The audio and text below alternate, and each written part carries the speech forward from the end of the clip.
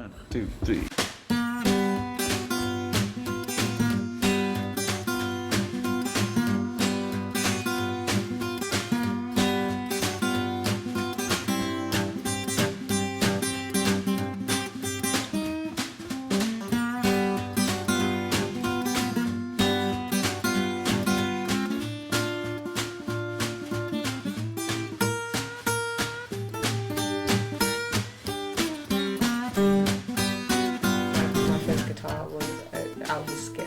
My dad saved it from a skip.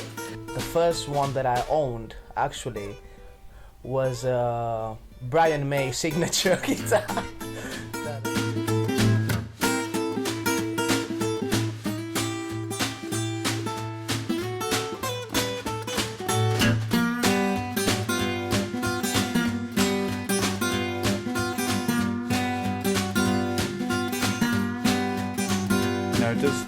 Does the instrument shape the performer, or does the performer choose that stuff? Does that influence it from the other side?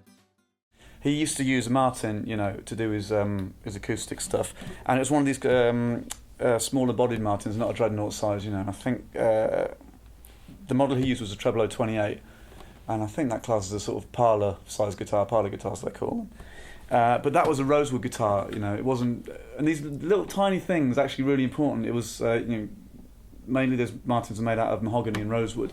So his was a 28, which means it was made out of rosewood, which just gives it a certain sort of sound. It's also 2 bits of wood at the back, which gives it a certain sort of sound as well. I think the what are they, 42s, a 1 piece. The 35s are 3 pieces, which gives a bit of a stiffer sound. But yeah, the 28 is 2 pieces, which is supposed to make the bass a bit bigger and that sort of thing. But it's quite important, that guitar, because it just gives it a certain sound. I was going to say, this guitar has an interesting story because it was rescued. It was £30 from Birmingham Rag Market, and it was covered in tar, and I just wanted something to play slide on. And it's got the right sound for Josh White and Rosetta Tharpe, and it's perfect. I've got it down to B flat. She played in vestibule tuning, where you tune it to a chord, so it already sounds like a chord, so you don't have to put any fingers on, which makes it so a lot of slide is played like that, and it's easy to play melodies. So she only played in that tuning, and but she played her early stuff. She's playing writing down in B flat, and then later on she's up to C, and then some of the recordings with Marie Knight she's in G or something. They were made by the Martin Company to compete with banjo sounds in big bands in the 20s. Up until then, they were kind of 12 fret to the body guitars, and also to get further down the neck, Martin came up with these 14 fret to the body guitars that were longer in scale, and though they projected more, so they could compete in volume with banjos in big bands and so forth.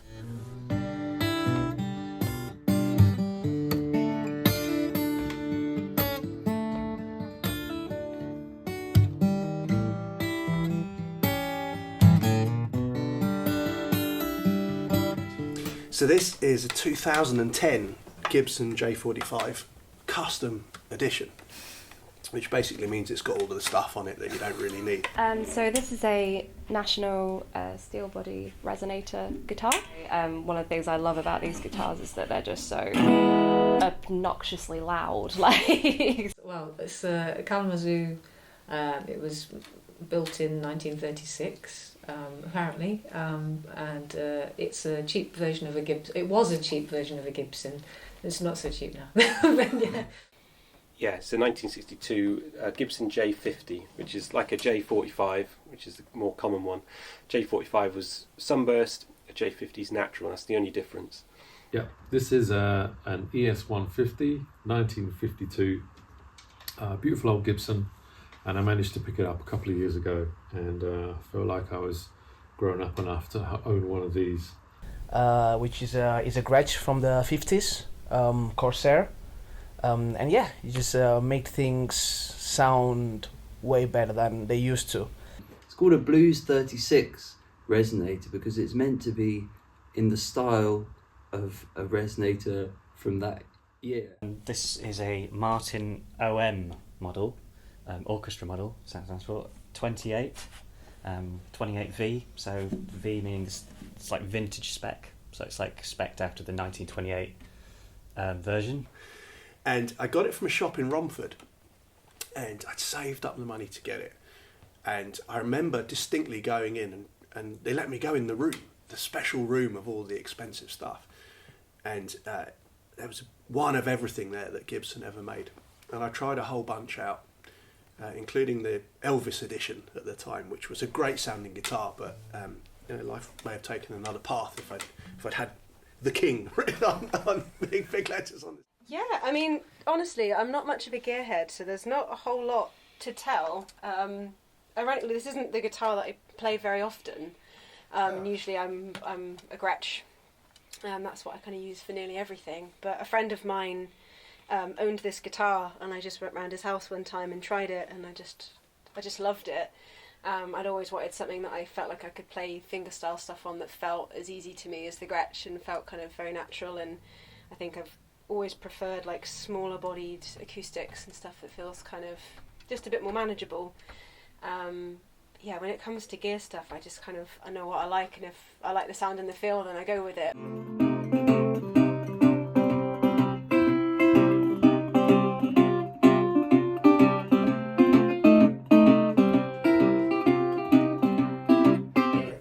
It's impossible to not talk about my father when I talk about how I got into music.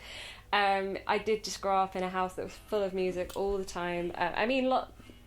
Most of the members of my family were obsessed with music in all different ways, but my dad in particular just had this huge record collection. We were always listening to music, always playing music, always singing music, and yeah, he got into sort of acoustic country blues. I don't know how old I would have been, but I was still a kid at the time, and he was getting into fingerpicking and resonators. And he came across some modern players who became family friends of ours, American players Steve James and Del Rey. He sort of sought them out, and when they came touring in England, he went to see them and met them, and he plays with Del Rey quite a lot now. And Catfish Keith too, he was sort of around when I was a kid, so I was surrounded by all these musicians who played these kind of guitars, who played this kind of music, and obviously my dad was doing it, so yeah, it was inescapable, really. What about your first guitar? What was the Well, first it guitar? was that £5 nylon string guitar, and this was the era of Nirvana. And of course, the cool thing about all of that, I didn't really connect with the music, but everyone could be in a band, and so all of a sudden instruments were everywhere. But I remember the first really great guitar I played was a salmon pink Fender Stratocaster. It was the Ultra Plus one with all of the stuff on it, and it had the lace sensor pickups and the kind of whammy bar and the extra tone controls.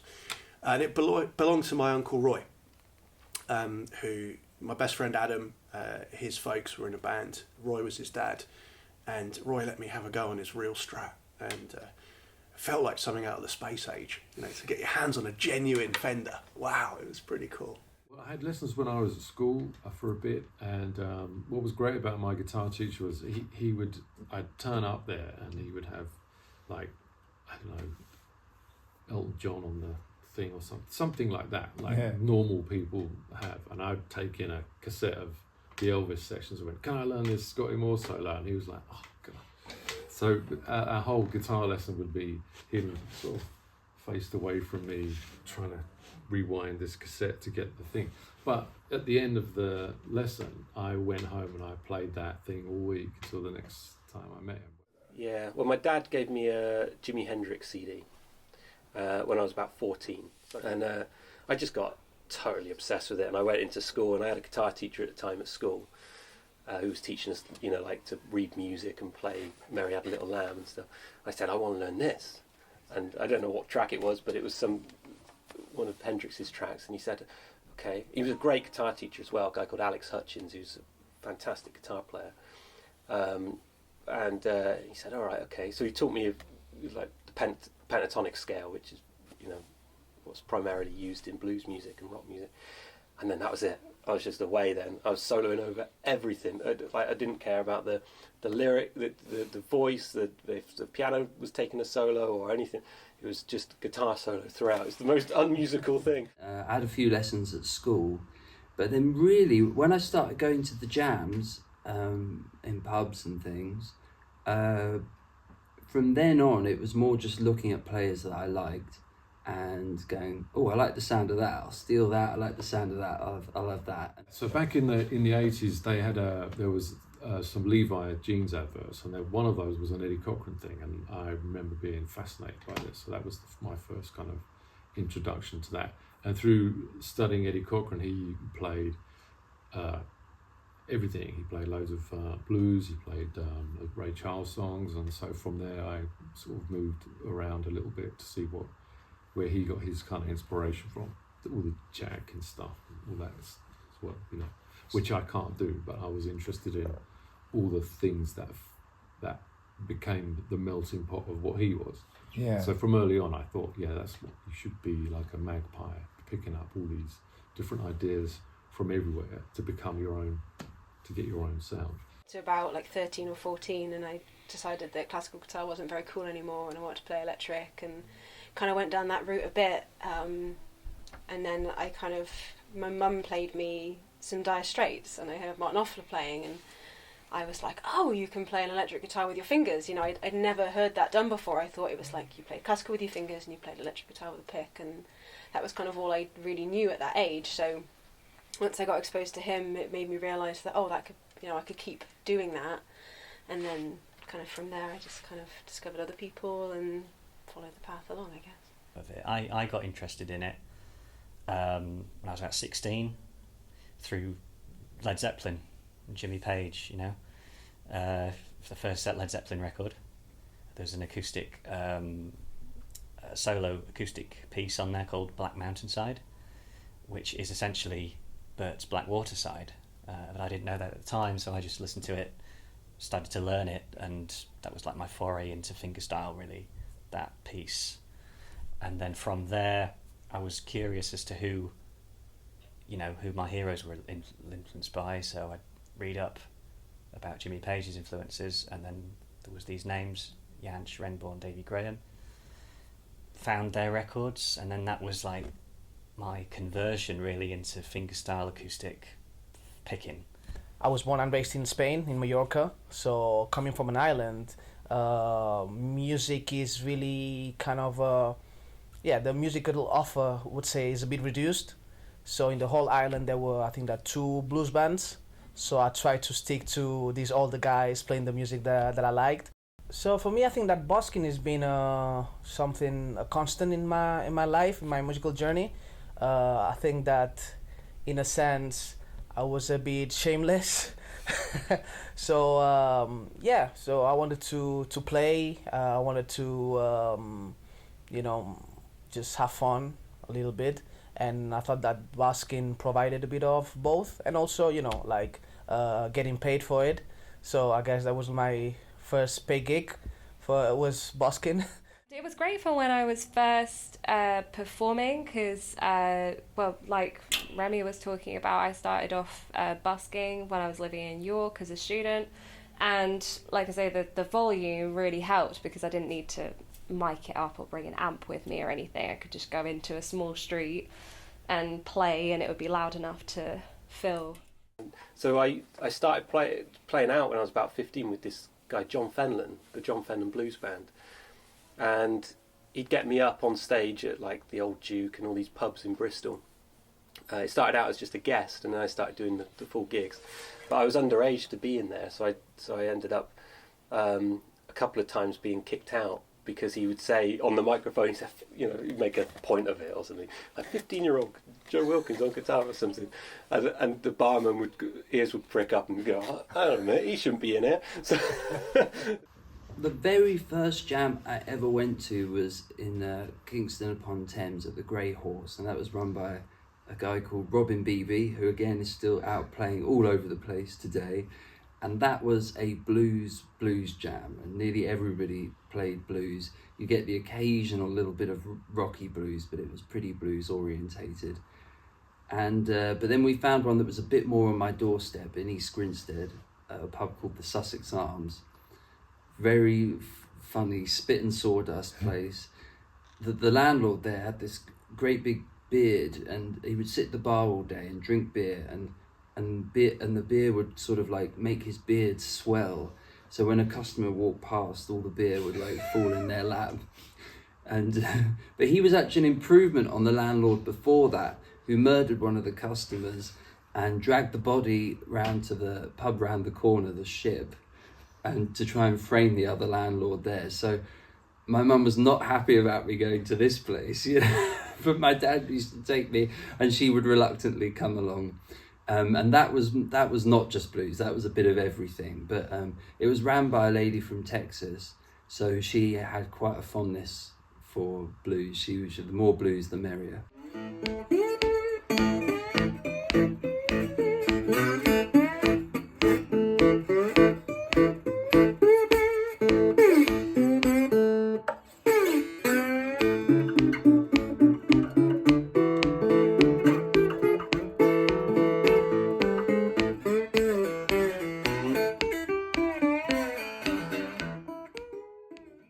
You can go back to Leadbelly and Alan Lomax and Tommy McLennan and little Jimmy Oden, all these people, and Lucille Bogan, what have you.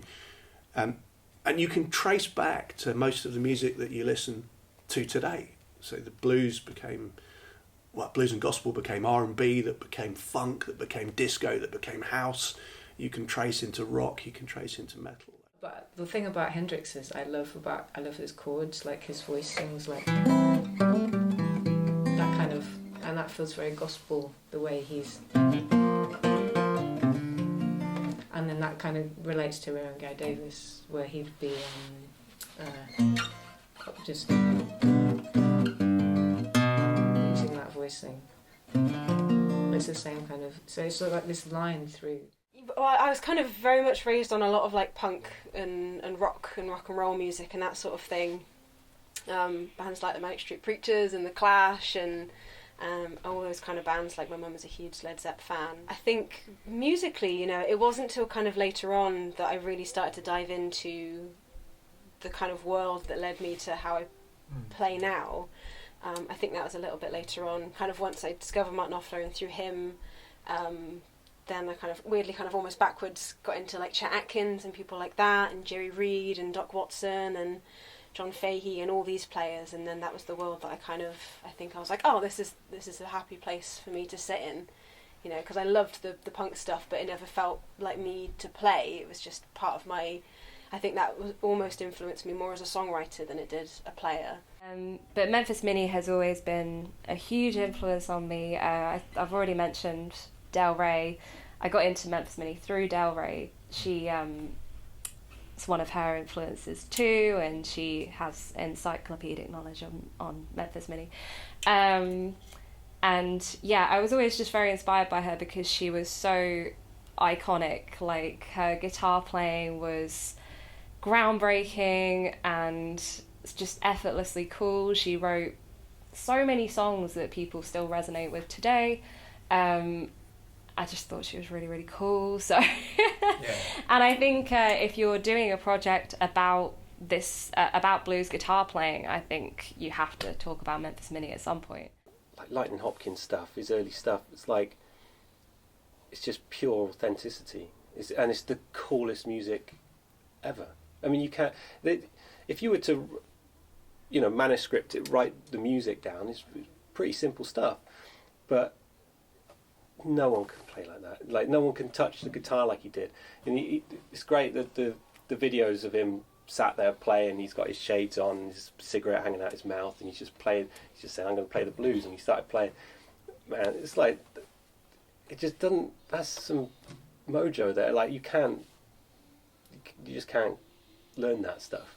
I got a subscription to the Guitarist magazine, and they had an article on Delta Blues where they were doing a sort of deep dive, and I remember this incredible picture of Son House on one of the pages, and he was talking about Robert Johnson and talking, or they were using quotes from him in the article, all about the whole mythology around the crossroads and this kind of all that stuff, selling his soul to the devil for his ability to play the guitar. And something about that really excited me and got me enraptured at that age. And then going and listening to the records, it fitted so perfectly with the mythology, you know, this scratchy, haunting sound. You know, you could really believe that there was some sort of voodoo going on with this music. So one of the most extraordinary things about the music is that it's very hard to separate out the instrument from the individual. So you get these extraordinary performers, Albert King, B.B. King, Robert Johnson, who are, you know, tied to the guitar as an instrument, but with them comes this whole history. And I think when you're into this, then it becomes a lifelong journey of discovery. I was also listening to 60s, 70s electric guitar players who were blues, influenced primarily by blues, like Rory Gallagher, Eric Clapton, Cream, Hendrix, you know, the usual guys. So I was aware of names like Blind Boy Fuller, but only, you know, just through Rory Gallagher. I didn't really know much more. And it was my brother really that got. He played me that Stefan Grossman live album from about 1973 or something. He borrowed it from a family friend of ours and played it and said, check this guy out. And I was like, wow, you know. And then it was very fortuitous. It was like a couple of weeks later, he was appearing at one of our local music venues in Leeds. And I was about 18 at the time. My brother was about 15 or 16, and we just went to the gig, got chatting to him at the end, and meeting him, and him being very gracious with his time and his knowledge was just a complete, like, you imagine like opening the top of your head and pouring in information. It was like that. A friend of mine, Matt Cherry, he introduced me to a lot of great music, a lot of the British folk stuff, John Renbourn and Bert Jansch and John Martin and people like this. But he said, check this out, and he put on folk blues and beyond on a record. I used to think he was just the coolest guy in the world because he had all these records and he'd smoke roll-up cigarettes and stuff, and we'd go around and drink coffee and just like listen to these records. And then he put this on, and I thought, wow, like there's just this. Actually, it was the sound of the guitar that did it. Davy Graham, he used his thumb a lot to play, and I just loved the thuddiness of it, and it sounded more like the old Reverend Gary Davis and people like that. I was living in London at the time, and I just used to walk around Soho and like where Les Cousins was and where I'd heard that Davy Graham used to play, Bert Jansch and people, and I put down the guitar pick. I put down the electric guitar. I just played acoustic guitar for 2 years. I didn't touch an electric guitar. And I just wanted to be like Bert Jansch and Davy Graham. That was like what I wanted to do. You realise, I mean, as you go down the road, it's like you imitate, you learn from all of the people that you like, but you realise you'll never sound just like them. So, and you don't want to really, and it's an impossible thing to chase. You absorb some of their essence perhaps, or you know, their technique or whatever it is to whatever degree, but if you just keep going down that road and you know, like food, you try a bit of this, try a bit of that, and gradually you develop unconscious things going into your own playing, and then you hopefully develop a sound, your own sound. And so if you play a Big Bill Broomsey number, there's your sound in there, or like you sing a Blind Boy Fuller song and you play it and it comes out sounding hopefully like you. You know, for me, Big Bill, lots of people did know about him, but he's a bit of an undersung hero, and I don't know, you hear that stuff and it's so swingy, it's so percussive, it's so vibrant, it's so full of joy and life. I just don't know how you can stop. I guess that's what you brought into writing Lee's Blues. Yeah, so going back to that, it's just... you know, like Bill had his riffs and things. He was like, he used to use that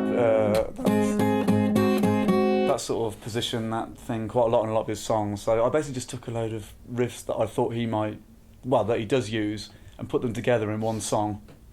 And I thought maybe if Big Bill wrote like 1,000 songs, this might be one of them, because he'd use all the riffs at some point, and maybe it was in this combination. So yeah, that's kind of how I just came up with that idea, really. That was I Belong to the Band. That's by Reverend Gary Davis,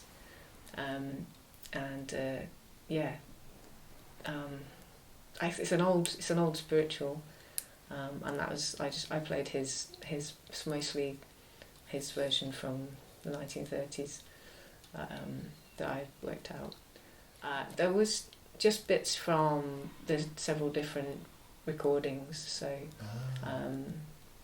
because in the 30s version he talks a lot because he's just preaching, so I don't really, that's not really in my like, oh yeah, I'm not. You're not a preacher. I'm not a preacher, not yet.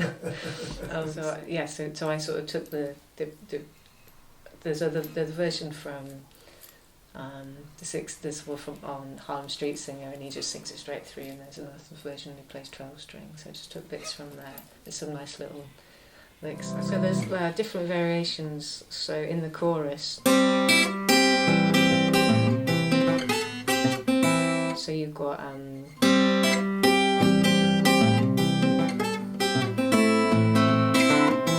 then you've got these nice,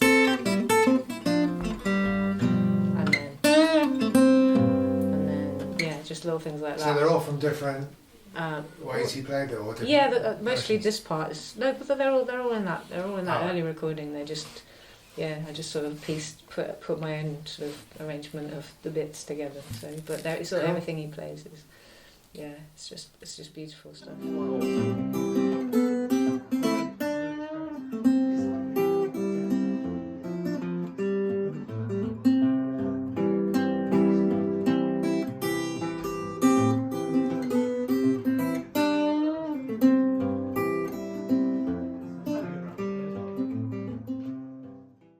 Essentially, a lot of that blues stuff is about getting that thud going. I mean, obviously there's the sort of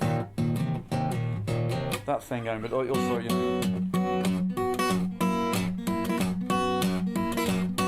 having that thumb thing going all the time is really important, and it was difficult to do it.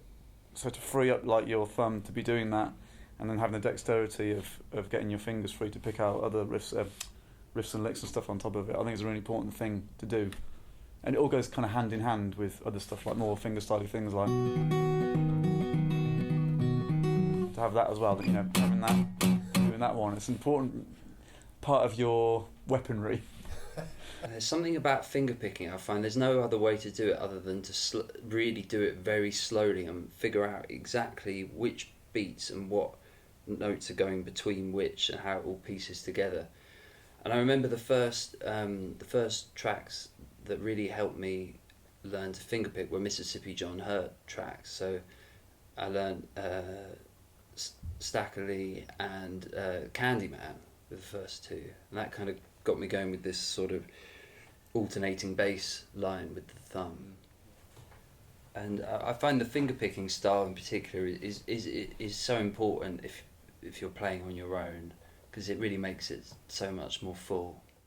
When I started learning the guitar a little bit, I think that everybody instinctively sees people using the pick, but for me it didn't last long. I think that is because, well, for several reasons. I think that the main reason is like that I really liked the feel of the feeling the strings with my fingers. It made more sense for me. And then learning the blues, all the guys that I was listening to when I got into the blues, they were playing basically with their fingers, and it felt just natural for me to go that route. And then presumably it's 10,000 hours of practice. I'm nearly there, I think. But it's that sort of thing. I mean, I was just obsessed with it, as anyone here who is a musician will know that when it grabs you, that's it, it's gone. And like I was playing hours and hours and hours a day, every day, coming from school, upstairs in my room playing, I come down for dinner, go upstairs playing again, and it just completely took over my life, and it has done ever since.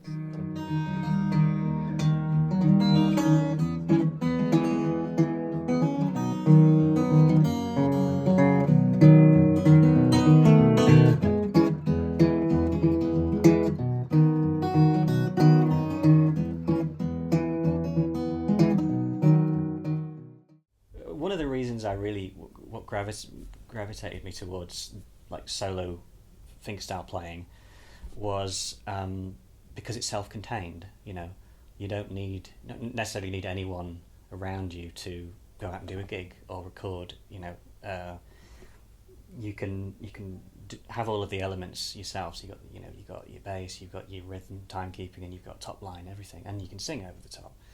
So I got a little disillusioned early on when I was in my teens of like trying to set up bands and things and electric playing, and you know, sometimes the drummer wouldn't show up or the bass player couldn't make the rehearsal or this, that, and the other. It was like, and you're stuck if they can't do it. So that was a strong motivator for me. Was playing solo was like, well, I don't need anybody. What slowly happened was I realised, growing up somewhere, a little sort of suburban town like East Grinstead, there were sort of limited numbers of people who were as into the blues as I was, and trying to put a band together was quite a difficult thing. So it wasn't that long before I started trying to do solo acoustic shows. That was maybe when I was sort of 14, 15. I'm a big fan of kind of arranging songs, so I got really lost in that kind of in my late teens of just sitting and finding songs I liked and then arranging them for solo fingerstyle guitar, and I loved working out the bass lines and the melodies and getting everything to kind of work together. So I was kind of drawn to anything that did that. And I think because I didn't kind of come into music playing with other people, it was always kind of very isolated. I think classical was that way, and maybe I was just a little bit that way myself, and didn't kind of integrate into this music scene in Bristol where I was kind of like jamming with people. I was always just kind of doing my own thing, so I had to be able to make the whole sound by myself and carry everything. So I kind of just found a way to make enough sound for one person to kind of get by. You know, for me, because I came to guitar playing and then I kind of adapted to singing along just so I could go out and do more gigs, and obviously people don't always want to listen to whole sets of instrumental music, especially if you're playing in the corner in a bar or something. So yeah, luckily I think as long as the guitar playing, that kind of takes care of itself, and then I can try and focus on the vocals and keep everything, you know, it's just spinning plates really, I guess. You quite famously are a very acclaimed one-man band. So how did that develop? Or was that just a natural progression? I don't need band members, I'll do it all myself. Probably a little bit of that. I think I did feel like I wanted to create a bit of a band sound. I always really liked the idea of people dancing. I wanted people, like the idea of people dancing at the gigs, so I felt driven to start including some foot-operated drums to create more of a sense of rhythm when I do the one-man band show. And also, at the same time, I was starting to get quite excited by the Mississippi Hill Country blues artists. And I noticed that so many of them, like R.L. Burnside, T. Model Ford, C. Dale Davis, all those guys, they were quite often performing with just a drummer. And I really liked the sound. I thought it sounded like really raw and like and a bit scrappy and punky, and I enjoyed that so much. I thought, well, maybe I can do that with using foot-operated drums. I like playing solo because gives you that sense of your own time, your own little world. But I also enjoy a lot playing with other people. I think that is wonderful. One of the things that I liked about the blues, in terms of more kind of Chicago blues, is like that blending between everybody playing together without having what I would call a guitar hero.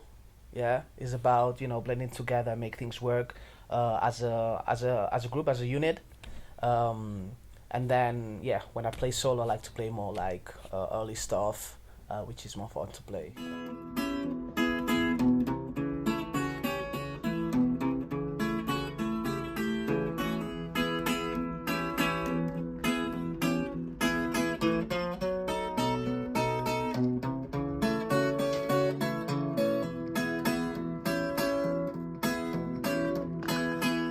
Because the first time I ever felt like I belonged was when I attended this kind of, I don't even know how to describe it. It's called Blues Week, and it's an event, and it's run by Euro Blues, and it's like a week of workshops where you can learn with different people from blues experts from around the world, and yeah. So I went the first time I.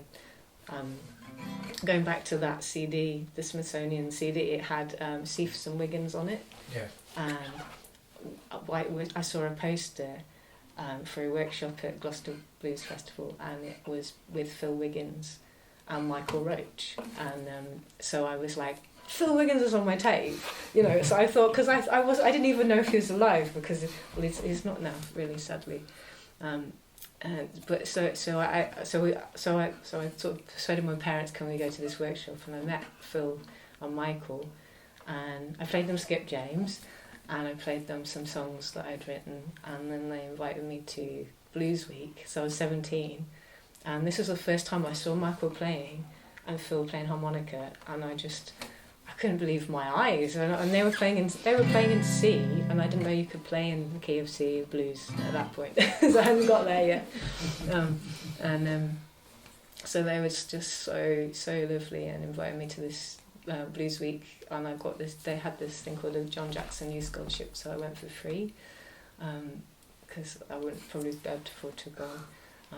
And it's just completely changed my life, and it was like finding my family. And so that's like forged, a lifelong friendship. So Michael's been my mentor, really, Michael Roach. So I found a couple of places that there were a lot of music going on, like Ain't Nothing But Blues, even the Blues Kitchen. But specifically, I would say Ain't Nothing But Blues was one of my main places to go. And I started doing my busking, and every now and then I was going to the jam sessions, meeting musicians, going to gigs. My first gigs at the Ain't Nothing But Blues bar, I would say, that were like mind-blowing, especially coming from the island. I think that my first gig was actually Dexter Shaw, and I was like, wow, I was amazed. I was like, oh, this is the stuff that I wanna play. This is the stuff that I've been hearing. And then Big Joe, Chris Corcoran, all of them was so mind-blowing, coming from a small place, that the offer, I thought that was tremendous. We're like, oh, there's a scene here. Even now I see it, and maybe it seemed bigger coming from a small place, but it was wonderful, and I think it was really embracing, and they were really friendly, open, so that made a lot of difference for me. It's interesting because I think a lot the narrative is often that blues is a male-dominated genre, which is interesting to me because it's never felt that way for me. Like I say, as I was growing up, I was listening to a lot of, I wanted to be like Del Rey, basically, but I was also listening to Sue Foley, Memphis Minnie, and a lot of female players. And when you look at the history of blues music, it started with women. Like, women were huge on the scene in blues music and extremely popular.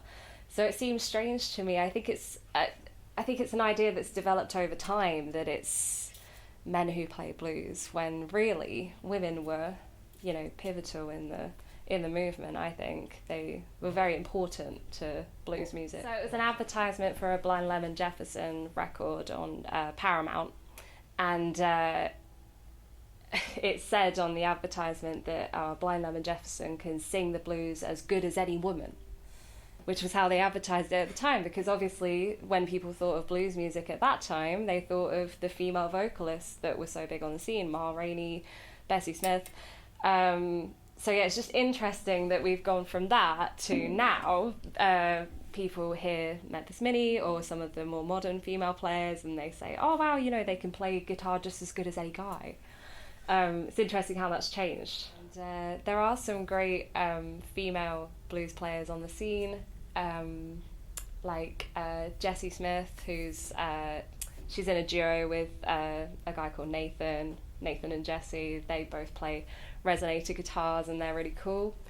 And yeah, there's just the London scene at the minute for blues is incredible. There's so many brilliant players in London at the minute, and I'm very inspired by all of them. I love Chris Corcoran and Big Joe Louis. It's just, I think it's a great time to be into this style of music. With live performance, will this kind of music still have a future? Yeah, two things. I think that everybody values a human connection, and I think blues and soul and gospel are really about humanity and feeling, and I think AI can't replace that, and neither would it. And I think that's, you know, I like to think this music speaks to people's soul, you know. The other thing is that people talk about keeping the blues alive. I'm not sure I believe that, because I think it is thriving and surviving, and you know, we're all here playing this music that reinvents itself constantly and still seems to inspire passion and love, and you know, all of us on this record have dedicated our whole lives to playing this music, and all of us go out and we play all over, you know, the UK or Europe or wherever, and folks come out to see it, you know. And for me, that doesn't seem like something that needs to be just kept alive. I think it's thriving and surviving, and you know, I think all of us here, and I certainly will, for as long as I can ever do this, I'm an evangelist for this music. I love it so much. It's all I want to do, you know.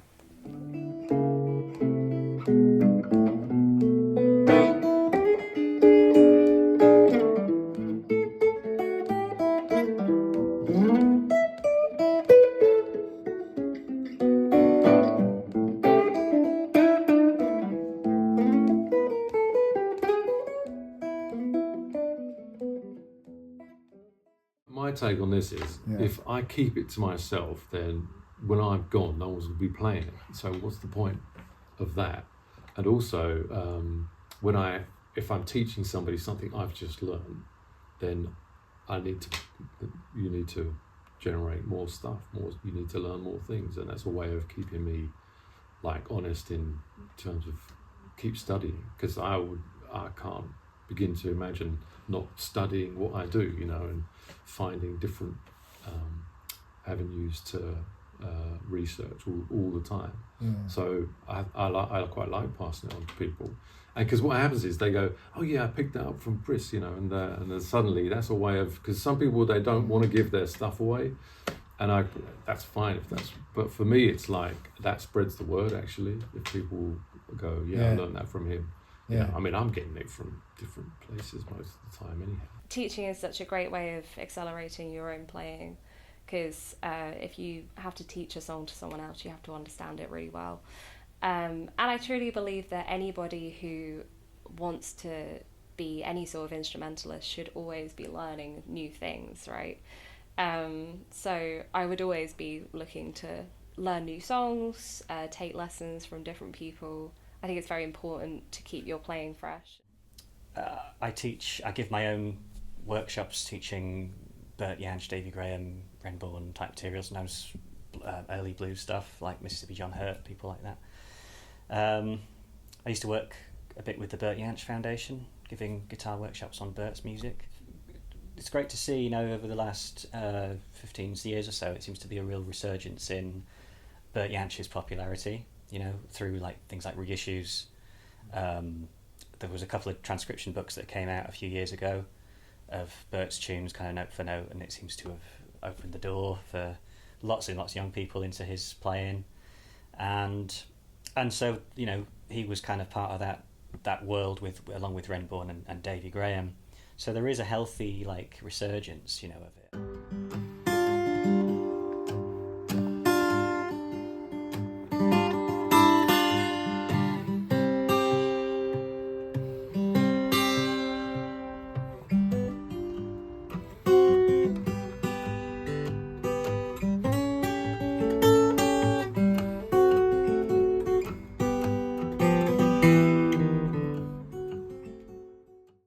Teacher now. You are a teacher. Yes. And that seems really important to me, that, you know, Michael was able to pass things on to you, and you are now able to pass things on to other people. Yeah. So I have a class there, and we also do weekend workshops as well. And I have students online.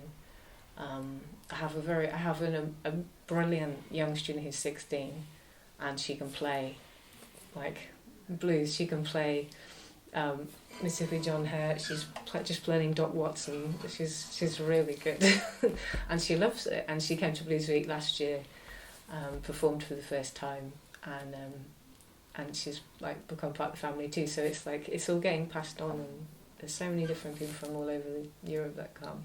It's one of those funny things where I think when you just kind of fall into playing in a certain way, you end up taking what you can do for granted because you just do it, you know, you think everything, and I think it's quite natural for everyone, you know, it depends on what your influences are and your passions and where you put your focus at different times and how you end up playing music, and it can almost be quite accidental.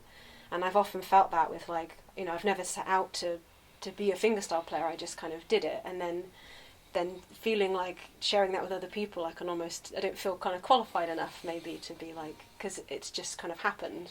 But I think, you know, I think it's such a great way of playing guitar, and I think it's very, it can be very accessible, you know, there's so many levels. I think it's true with any approach, but, you know, you can kind of keep it quite basic, and I think a lot of songwriters, you know, that's how they get drawn into it, and you can kind of just, it's such a great accompaniment, you know, for singers as well. So I think, you know, that's one thing I've often thought about, actually, would that be a lovely thing to share with people, is learning how to do that as an accompaniment for you know, for writing songs or whatever it might be. But yeah, I don't know if I feel fully qualified, but I'm definitely up for spreading the word.